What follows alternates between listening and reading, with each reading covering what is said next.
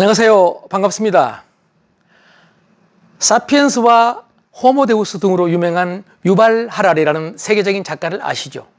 그는 21세기의 주력 상품으로 몸, 그리고 뇌, 마음을 거론합니다.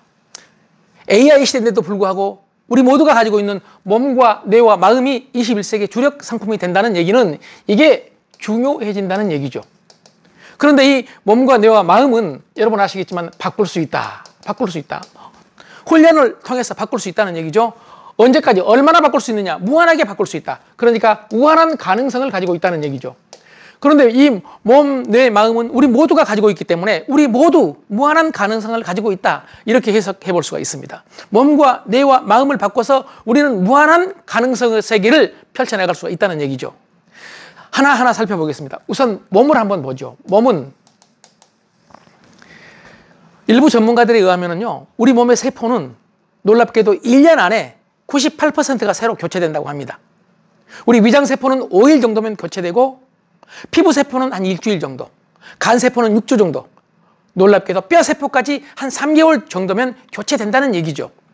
그런데도 불구하고 왜 우리는 그 몸 상태가 지속적으로 변함이 없을까요? 아니면 오히려 퇴화할까요? 그 이유는 딱 한 가지입니다. 바로 습관입니다. 그리고 이 습관이 행동을 만들게 되죠. 그리고 점점 굳어지게 된다는 얘기예요. 습관이 더 굳어지게 된다는 얘기죠. 그런데 이렇게 굳어진 이 습관은 일반적으로 뇌과학자들의 견해에 따르면요, 비합리적인 뇌 연결 상태라고 말하거든요. 그러니까 좋지 않는 습관이 대부분이다, 이런 얘기죠. 좋지 않는 습관이 계속되니까 몸이 계속 나빠질 수밖에 없다는 얘기죠. 그럼 어떻게 하면 될까요? 좋지 않는 습관을 의식적인 반복 훈련을 통해서 좋은 습관으로 바꿔야 되죠. 그럼 구체적으로 뭘 바꿔야 될까요? 저는 이렇게 생각합니다. 언사행식을 바꿔야 된다. 말하고 생각하고 행동하고 그리고 먹는 습관을 바꿔야 된다고 생각을 합니다. 어떻게 바꾸느냐? 일반적으로 말하는 것 그리고 생각하는 것은 부정적으로 치우쳐 있거든요. 그래서 긍정적으로 좀 끄집어와서 균형을 이루어야 된다. 부정도 필요할 때가 있으니까요. 그리고 행동하고 먹는 것은, 행동은 너무 적게 하고 먹는 건 너무 많이 먹기 때문에 행동을 좀 더 많이 하고 먹는 걸 줄이는 그런 균형을 통해서, 언사행식의 균형을 통해서 우리 몸을 바꿀 수 있다고 생각을 해봅니다. 여러분 어떻게 생각하십니까? 얼마든지 우리는 몸을 바꿀 수 있습니다. 두 번째는 뇌입니다. 우리 뇌는요, 뇌세포가 한 1000억 개 되죠.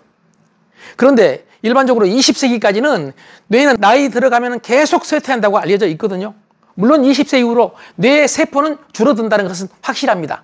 1000억 개의 뇌세포가 줄어드는데, 일본의 정신분석의학자인 사이토 시게타에 따르면요, 하루에 무려 세포가 10만 개씩 없어진다고 합니다. 소멸되는 거죠. 그런데 이것도 걱정할 필요가 없는 게, 하루에 10만 개씩 소멸돼도 세포가 전부 소멸 때까지 걸리는 시간이 2700년이나 된다고 합니다. 걱정할 필요 없다는 얘기죠. 그런데 더 놀라운 것은요, 이 뇌 세포가 줄어들어도 세포와 세포의 연결인 시냅스, 이 시냅스는 약 100조 개가 되는데, 이건 외부의 자극, 그러니까 경험이라든지 학습에 의해서 얼마든지 늘어날 수 있다. 그러니까 뇌는 나이가 들어도 훈련을 통해서, 개발을 통해서 얼마든지 성장할 수 있다는 것이 지금 뇌과학자들의 주장입니다. 그렇다면 뇌를 개발하기 위해서, 뇌를 관리하기 위해서는 어떻게 해야 될까요? 가장 중요한 게 놀랍게도 몸 운동입니다. 우리 몸과 뇌와 마음은 서로 연결돼 있으니까요. 몸 운동, 몸을 움직이면 뇌가 좋아진다. 우리가 몸을 움직일 때 나오는 뇌파하고요, 즐거울 때 뇌파하고 거의 비슷하다고 합니다. 그래서 아침에 1시간 정도를 걸어주면은 그 이후 10시간 정도 컴퓨터 작업을 하는데도 전혀 피로를 느끼지 못한다고 합니다. 두 번째는요, 안 하던 행동을 하는 것입니다. 오른손 썼던 사람은 왼손도 한번 써보고, 우리가 흔히 요가할 때 일반적으로 안 쓰던 근육을 쓰는 거라고 했잖아요. 왜냐하면 쓰던 근육만 쓰게 되면은요, 자꾸 그쪽으로 편향이 되기 때문에 균형이 중요하다고 말씀을 드렸죠. 이건 뇌도 마찬가지, 몸도 마찬가지입니다. 그래서 안 쓰던 행동, 근육, 안 하던 행동을 해보라. 그리고 세 번째는 요즘 디지털 시대가 됐잖아요. 디지털도 좋지만은 아날로그적인 행동도 무시해서는 안 된다. 그래서 우리가 검색은 어쩔 수 없이 인터넷으로 하죠. 그러나 기록할 때는 손으로 메모하는 그런 작업을 통해서 어느 정도 우리는 뇌 훈련을 할 수 있다는 얘기죠. 그리고 오감을 자극하는 게 대단히 좋다고 합니다. 뭐 예술 작품 속으로 빠져든다든지 음악을 듣는다든지 제일 좋은 오감 자극은 바로 자연으로 나가서 새소리, 물소리, 자연의 바람 소리를 듣는 것이라고 합니다. 그리고 적절한 휴식을 취하는 것도 대단히 중요하다고 생각합니다. 일을 하든지 공부를 하든지 뇌 개발을 위해서는요, 40분에서 50분 정도 하면은 쉬어주는 것이 중요하다는 얘기죠. 그래서 이렇게 몸과 뇌를 개발시킬 수 있는 방법을 말씀을 드렸고요. 마지막으로 마음입니다. 언젠가 처칠이 그랬다고 했죠. 영국의 수상이었던 처칠이 21세기의 제국은 마음의 제국이 될 것이다. 마음이 중요하죠. 마음이. 여러분, 마음 아플 때 있죠. 마음을 놔두면은요, 마음을 놔두면 안 됩니다. 마음을 놔두면 기분대로 인생을 살게 됩니다.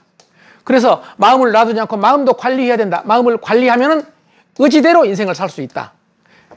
그래서 19세기의 철학자 알랭은 이렇게 간단하게 얘기합니다.